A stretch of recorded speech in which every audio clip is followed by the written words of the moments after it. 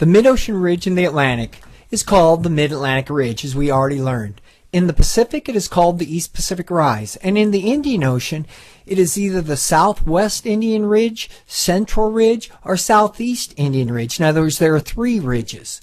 There are other smaller segments of the ridge system, such as the Gordon and Juan de Fuca ridges off of Northern California, Oregon, Washington, and Canada.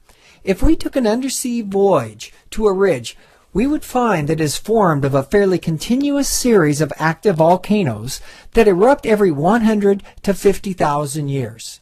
You see a map of the mid-ocean ridge in red in the upper left-hand corner of this web page.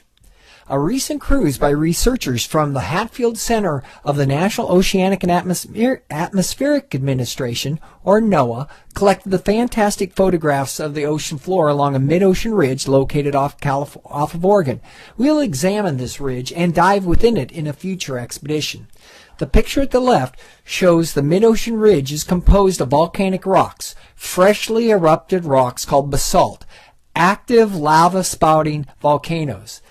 You see in the film, it's actually not an animation, it's an underwater video.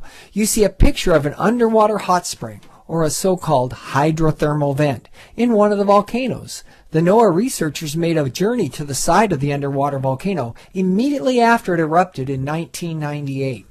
So we first identified ridges on the seafloor that extend through the various ocean basins using our echo sounding data, or echo profiler data, or multi-beam sonar.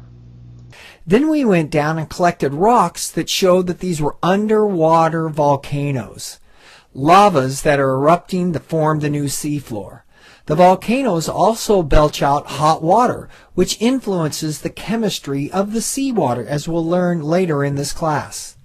The valley on top of the mid-ocean ridge, shown at the left, is called a rift valley, which we discovered in our previous expedition, where the crust of the earth splits apart, thereby allowing the rise of molten rock from the mantle below that ultimately erupts in the volcanoes and the lavas which form our seafloor.